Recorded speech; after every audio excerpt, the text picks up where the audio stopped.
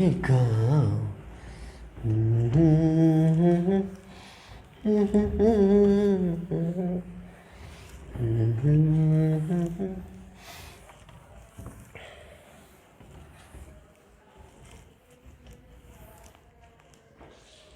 परिस्थिति ऐसी है बेटा, इधर छोटा है, इधर बड़ा है।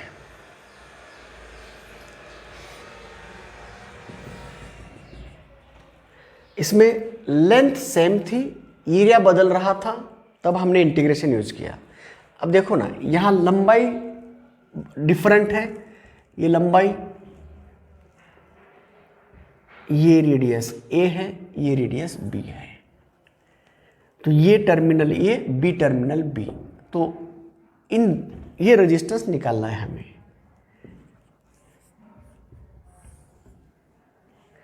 तो इसके अक्रॉस का रेजिस्टेंस निकालना है। तो कैसे निकालेंगे? हम क्या करते हैं बच्चों, x डिस्टेंस दूर गए ना, x डिस्टेंस दूर वाला dx थिकनेस का एक छोटा सा टुकड़ा लेते हैं,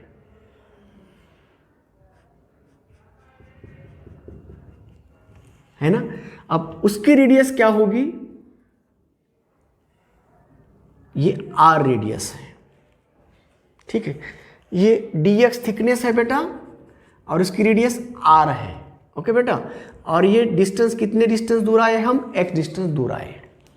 अब बच्चों इस dx के लिए ये रेडियस हमने कांस्टेंट माना है, ये रेडियस हमने कांस्टेंट माना है। हम अगर इधर यहाँ का तुकडा लेते ना, इथला जर तुकडा घ्यायचा असेल ना, तर काय होणार? ही रेडियस पण वाढणार ना। हे थर्ड लेवलचे क्वेश्चन चालेत बाळांनो, थर्ड लेवल क्वेश्चन आहे थे। म्हणजेच how to find the resistance of this case.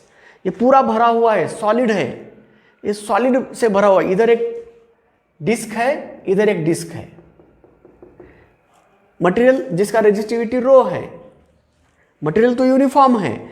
इधर एक डिस्क प्लेट है, रेडियस बी है, यहाँ पे एक डिस्क प्लेट है, उसका रेडियस ए है, बीच में अब ये लंबाई नहीं दी है आपको, ओके बेटा। अब बोलो x 0 जब था, जब x 0 था तब रेडियस कितनी थी? a। तो x 0 जब था तब रेडियस r की वैल्यू a थी। जब x बनेगा ये उसका लेंथ l मानेंगे, ये जो लेंथ है ना l मानेंगे। तो x जब l बनेगा ना बच्चों, तब r कितना होगा? b होगा। r क्या हो गया? b हो गया। अब 0 to l लेंथ के लिए कितना डिफरेंस है, कितना बदल गया? ये dx l हो गया, तब dr कितना हुआ बच्चों? b माइनस a हुआ। जब dx l था तब dr कितना चेंज, कितना हो गया? b minus l। तो dx के लिए देखो, l के लिए इतना, तो x के लिए कितना? तो l के लिए इतना, तो x के लिए कितना? तो है ये बदलेगा कौन? dr। तो dr होगा b minus a into x divided by l। क्योंकि रेडियस बदल रही है ना बच्चों, जैसे हम ऊपर जाएंगे ना तो रेडियस बदलेगी। तो dr की वैल्यू हम रखेंगे ये, dr equal to b minus A upon L into X. X दूर वाला है ना, हाँ चलो। अब ये dr हो गया, यहां का रेडियस मिल गया ये वाला, है ना। हाँ, तो अब ये जो बदला हुआ dr है उसको हम ऐसे लिखेंगे। ये बच्चों अब रेजिस्टेंस dr की वैल्यू रखना है। तो रेजिस्टेंस dr की वैल्यू रखना है, तो बोलो कितना विड्थ है? dx, है ना। तो dx विड्थ है, तो rho into dx upon area कितना है इसका? Pi are square, pi into are square. तो r कितना आया है? इतना, है ना बेटो बच्चों। हाँ, तो dr कितना आएगा? तो dr होगा dx के लिए, है ना बच्चों। तो अब पाई इंटू आर स्क्वायर, इसकी radius, area of cross section pi are square होता है। छोटे से विड्थ के लिए कांस्टेंट पकड़ते हैं हम उसका रेडियस। तो अब बोलो डी आर आ गया रो अपॉन पाई इंटू, अब डी एक्स, अब यहाँ आर की वैल्यू क्या रखना है ये, तो आर स्क्वायर बनाना है, तो ये बन गया स्क्वायर, पूरा स्क्वायर इंटू स्क्वायर बन गया, यहाँ रख दो। तो क्या बन गया बच्चों, डी एक्स अपॉन, हाँ ऊपर आएगा l square b minus a whole square into x square, ये आर स्क्वायर की वैल्यू यहां रख दिया। समझ गए बेटा? देखो ये कैसे निकाला, जब 0 0 था तब रेडियस कितनी थी a, जब x कंप्लीट कैपिटल L बन गया तब रेडियस हो गई b, तो x बदला dx L बन गया, तो dx L बदलने के बाद रेडियस कितनी बदली b माइनस ए, तो x डिस्टेंस दूर जाने के बाद रेडियस कितनी होगी, तो रेडियस होगी कितना, कितना होगा, तो b माइनस ए अपॉन ये हो गया। तो ये जो रेडियस है ना, ये r की value D R B minus ये हो गया है ना बच्चों, क्योंकि चेंज इन ये, तो b माइनस ये हो गया उसका रेडियस यहाँ का। तो आप बोलो ये रेडियस के लिए हम रखेंगे यहाँ फॉर्मूला, जो भी कांस्टेंट है r equal to integration of d r निकालो, rho l square upon pi b minus a whole square integration के अंदर x का पावर -2 dx। कहाँ से कहाँ बच्चों, x कम से कम कितना रहेगा 0, ज़्यादा से ज़्यादा कितना रहेगा l, x कम से कम कितना रहेगा 0, ज़्यादा से ज़्यादा कितना रहेगा l, 0 से l तक। ठीक है बच्चों, अगर आप यहाँ x के जगह पे अगर r लेना चाहते हो, dr लेना चाहते हो, तो ये जो रेडियस है 2 पाई, ये पाई आर स्क्वायर रेडियस एरिया आता है और लेंथ dx आता है। ओके बेटा, अगर हम यहाँ लेंथ x जगह पे dx लिया तो अब इसका इंटीग्रेशन निकालो, क्या आता है देखो, रेजिस्टेंस मिल जाएगा पाई b minus a whole square, हाँ एक से पावर बढ़ाओ माइनस कितना हुआ -1 अपॉन, बोले तो -1 अपॉन एक्स, 0 से l तक। कितना लंबा है, 0 से l तक। अब हम dr के बारे में निकालना चाहते हैं, क्योंकि रेडियस कम से कम, हमें कम से कम लेंथ नहीं दी जाती, रेडियस दिया गया है, तो हम अगर dr में लाना चाहते हैं तो देखो बच्चों, x के लिए कितना आया था, x के लिए कितना आया था r, इतना आया था, तो dx के लिए क्या होगा, dr इक्वल टू dx। तो अब हम dx की जगह पे हम क्या लिख सकते हैं बेटा, dx की जगह हम क्या लिख सकते हैं, dx equal to l dr upon b minus a लिख सकते हैं। तो यहाँ क्योंकि हमें रेडियस दिया है ना, तो रेडियस के अकॉर्डिंग, अगर लेंथ दिया है तो लेंथ के अकॉर्डिंग निकालेंगे, मगर हमें रेडियस दिया है, बदलता है यहाँ रेडियस, तो अब चलो dx की जगह हम dr को देते हैं और इक्वेशन फिर लिखते हैं। तो एक हो गया अगर लेंथ के बारे में दिया, तो अगर रेडियस में बारे में निकालना है तो इसे हम ऐसे लिखेंगे, कैसे लिखेंगे, चलो dx rho l dr divided by, हाँ b minus A pi into are square, ऐसे लिखते हैं। तो dr इंटीग्रेशन ऑफ dr, तो rho l upon pi into B minus A into integration R square dr, A से b तक, कम से कम radius a, ज़्यादा से ज़्यादा b। अब आ गया, तो ये लेंथ में आया तो ऐसे निकालो, और resistance between a and b में आया तो ऐसे निकालना, rho l upon pi into B minus ए इंटू, चलो बच्चों क्या लेना है, 1 अपॉन, हाँ -1 अपॉन r, ए से b तक, तो rho l upon pi into B minus ए इंटू, हाँ चलो बच्चों क्या आएगा, 1 upon 1 upon a minus 1 upon b, तो यह आएगा rho l upon pi b minus A into B minus A upon a b, तो b minus a get cancel, तो रजिस्टेंस आ गया rho l upon pi into a b, pi into are square, pi are square आता है, तो यहां ये into B, तो ये फॉर्मूला हमें याद रखना है बच्चों।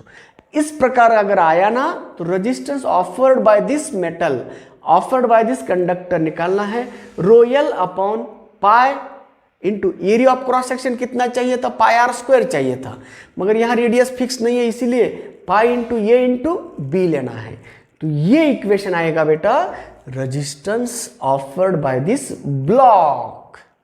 इस प्रकार अगर ब्लॉक दिया, रेडियस अलग अलग दिए, तो इस तरह आप निकाल सकते हैं बेटा।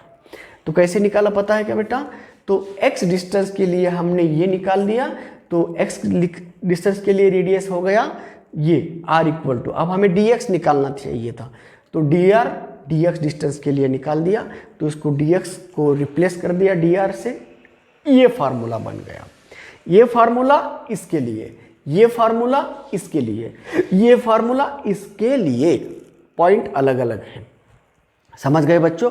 तो कैसे, how to find the resistance of a given material block, किस प्रकार का टुकड़ा लेते हैं उस प्रकार आपको रेजिस्टेंस निकालना आना चाहिए। आपको सिर्फ ये फार्मूले याद रखना है। ऐसे सिचुएशन, इधर कम रेडियस इधर बड़ी रेडियस, तो सिर्फ रेडियस का स्क्वायर नहीं लेना, a इंटू बी लेना। यहां इस केस में ऐसा, इस केस में ऐसा, तो परिस्थिति कैसी है उसके अकॉर्डिंग लेना बच्चों।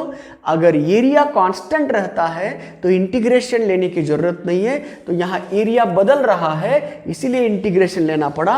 यहाँ एरिया कांस्टेंट था, नहीं इंटीग्रेशन लिया, यहाँ एरिया कम बढ़ रहा था इसीलिए इसको इंटीग्रेशन लिया। पहले इसमें कांस्टेंट था, जहाँ पे हमें इंटीग्रेशन की ज़रूरत पड़ी वहाँ पे हमने उसको यूज़ किया है।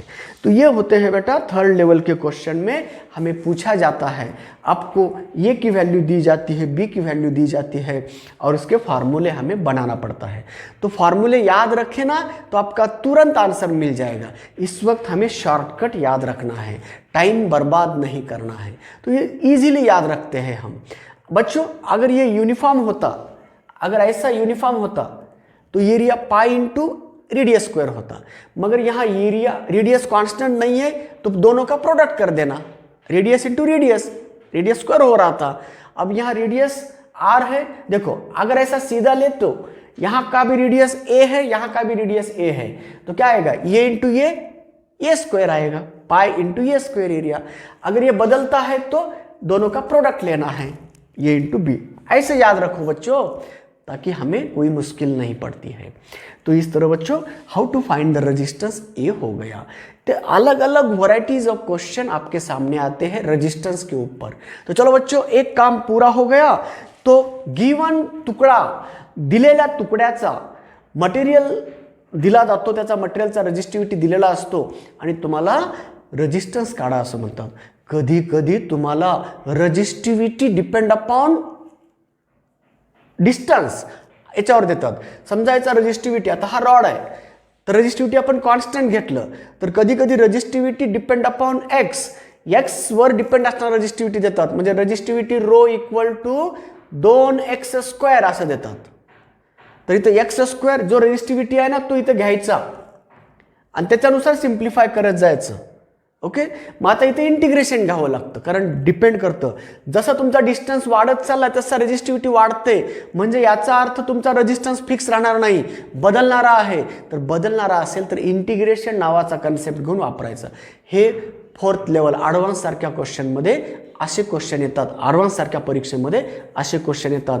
आपण आत्ता जे काही 3-4 केसेस आपण डिस्कस केलेत याच्यामध्ये मटेरियल युनिफॉर्म भरलेलं आहे, मटेरियलचा रेजिस्टिव्हिटी कॉन्स्टंट ठेवला होता, पण आता तसं नाही। कधी कधी तुम्हाला रेजिस्टिव्हिटी डिपेंड अपॉन डिस्टन्स देतात, तर घाबरायचं नाही बाळांनो. रजिस्टिव्हिटी डिपेंड अपॉन डिस्टन्स दिले म्हणजे काय 2x² असं देतात किंवा ax² प्लस bx असं देतात, मग काही अडचण नाही आहे. तर याला किंमत घ्यायचं, फक्त फरक एवढाच आहे, हे नीटमध्ये येणार नाही आहे, जे ॲडव्हान्समध्ये येतात. तिथं तुम्हाला इंटिग्रेशन घ्यावं लागतं. थोडंसं इंटिग्रेबल फंक्शन टफ फंक्शन असतात, ते सहज आपल्याला इंटिग्रेशन काढता येत नाही. जे प्युअर मॅथमॅटिक्सचे विद्यार्थी आहेत तेच इंटिग्रेशन सॉल्व करू शकतात.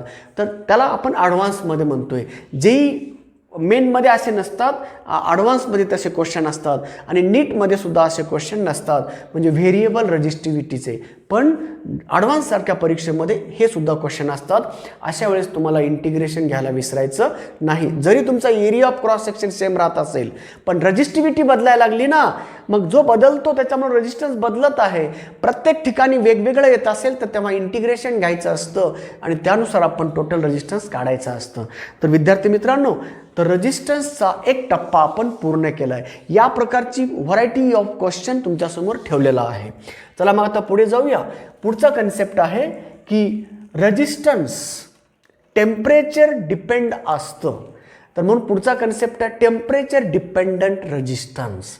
हाऊ डज, इथं आपण काय केलं, टेम्परेचर कॉन्स्टंट ठेवले, मटेरियल कॉन्स्टंट ठेवले, रेजिस्टन्स कसं काढायचं ते शिकलोय.